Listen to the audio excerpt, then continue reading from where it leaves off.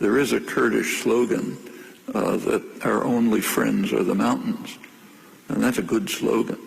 They should not be deluded into thinking that if the United States is patting them on the head today, it won't be supporting another Halabja massacre tomorrow.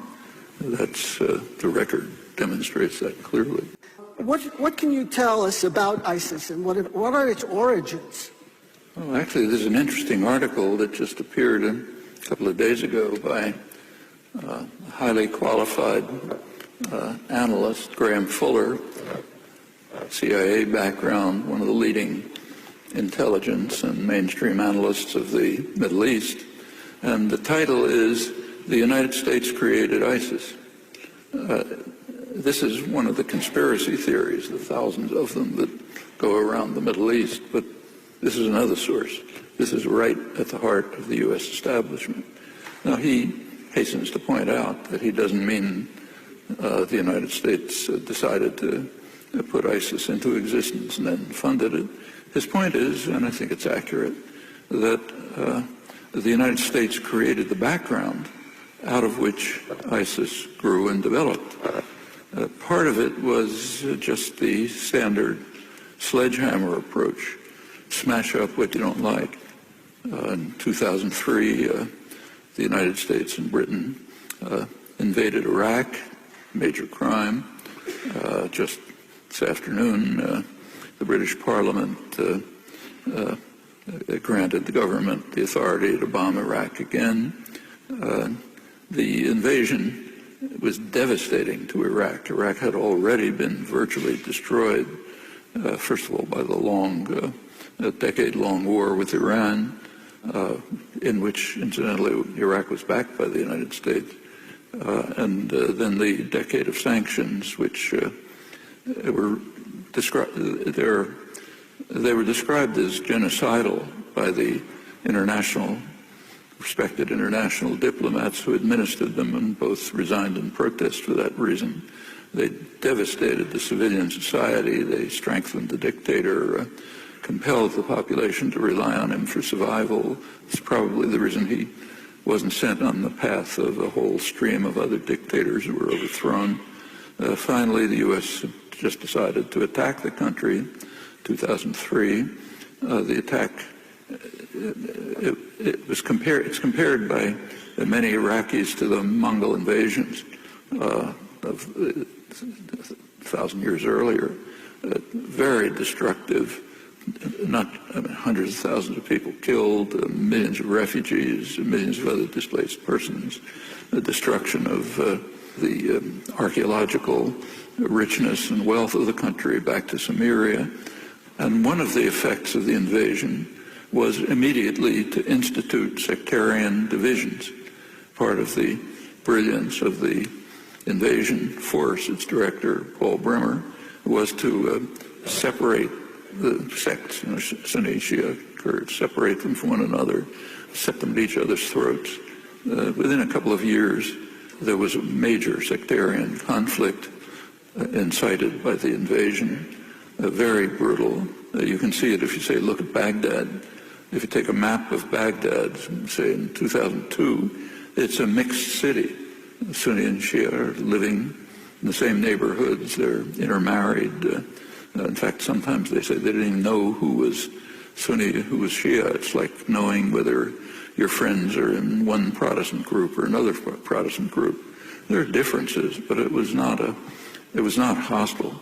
In fact, for a couple of years, both sides were saying there'll never be Sunni-Shia conflicts. We're too intermingled in the nature of our lives, where we live, and so on. And by 2006, it was a raging war. Out of that conflict then was spread to the whole region. By now, the whole region is being torn apart by Sunni-Shia conflicts. And out of such conflicts, the natural dynamics of a conflict like that, is the most extreme elements begin to take over. And they had roots. Their roots are in the major U.S. ally, Saudi Arabia. That's been the major U.S. ally in the region as long as the U.S. has been seriously involved there. In fact, since the foundation of the Saudi state. It's kind of a family dictatorship, as you know. And the reason is it has a huge amount of oil. Britain, before the United States, had all typically preferred radical Islamism to secular nationalism. And when the U.S. took over, it essentially took the same stand. The radical Islam, which is centered in Saudi Arabia, it's the most extremist radical Islamic state in the world. It makes Iran look like a tolerant, modern country by comparison. And of course, the secular parts of the Middle East, of the Arab Middle East, even more so. And it's not only directed by an extremist version of Islam, the Wahhabi, Salafi version, but it's also a missionary state. So it uses its huge resources, oil resources, to promulgate these doctrines throughout the region, establishes schools, mosques, clerics, and so on, all over the place, from Pakistan to Africa, North Africa. That an extremist version of Saudi extremism is the doctrine that was picked up by ISIS. So it grew out of, ideologically, the most extremist form of Islam, the Saudi Wahhabi version, and the conflicts that were engendered by the U.S. sledgehammer that smashed up Iraq and has now spread everywhere. And that's what Fuller means by Saudi Arabia not only provides the ideological core that led to the ISIS radical extremism, but it also funds them, not the Saudi government, but wealthy Saudis, wealthy Kuwaitis, and others provide the funding and the ideological support for these jihadi groups that are springing up all over the place. This attack on the region by the United States and Britain is the source of where this thing originates. And that's what Fuller meant by saying the United States created ISIS. And you can be pretty confident that as conflicts develop, they'll become the more extremist, the more brutal, the harshest groups will take over. That's what happens when violence becomes the means of interaction. It's almost automatic. It's true in neighborhoods. It's true in international affairs. And the dynamics are perfectly evident. And that's what's happening. That's where ISIS comes from. If they manage to destroy ISIS, they'll have something more extreme on their hands. You wrote a book with Edward Herman years ago called Manufacturing Consent, and there was an interesting concept in there called worthy and unworthy victims.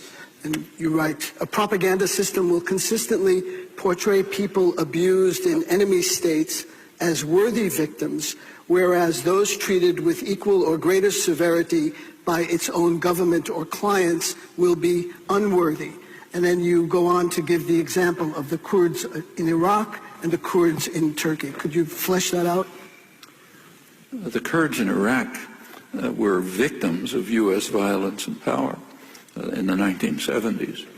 But by the late 1990s, the United States had decided to protect the Kurds from Saddam. That's quite a change, because Saddam had been the major U.S. ally. The U.S. essentially sold out the Iraqi Kurds to Saddam in the mid-70s. When Henry Kissinger was asked why he did that, he made his famous statement that foreign policy should not be confused with missionary work.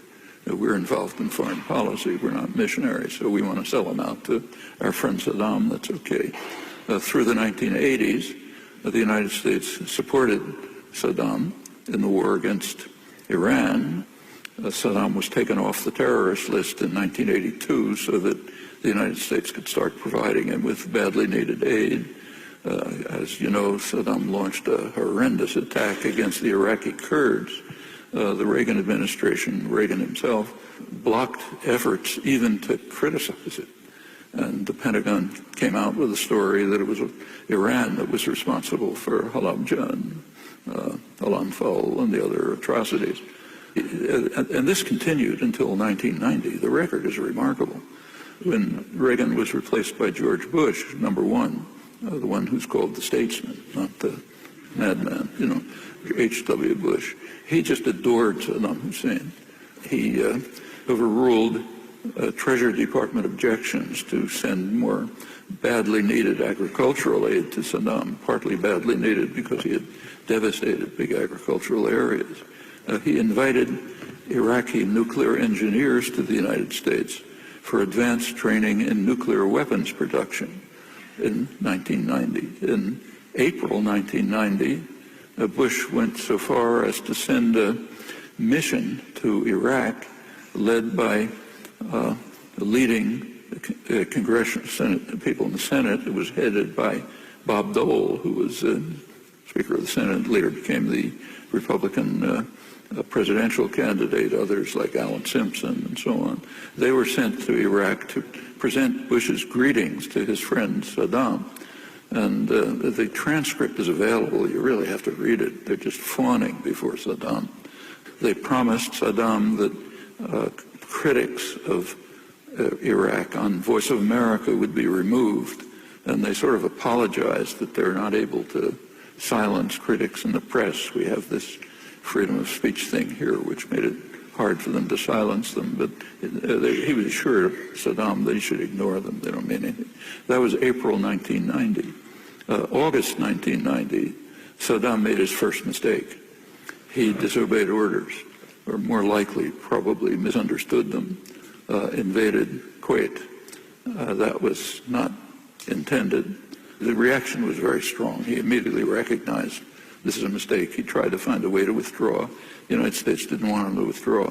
There's a long story there. I won't go through it, but the U.S. basically wanted to drive him out by violence, not to have him withdraw. That led to the first Iraq war. And the U.S. was in total control of the region at the time. I mean, just Saddam barely existed at that point. But he launched a major assault against the Shiites in the south.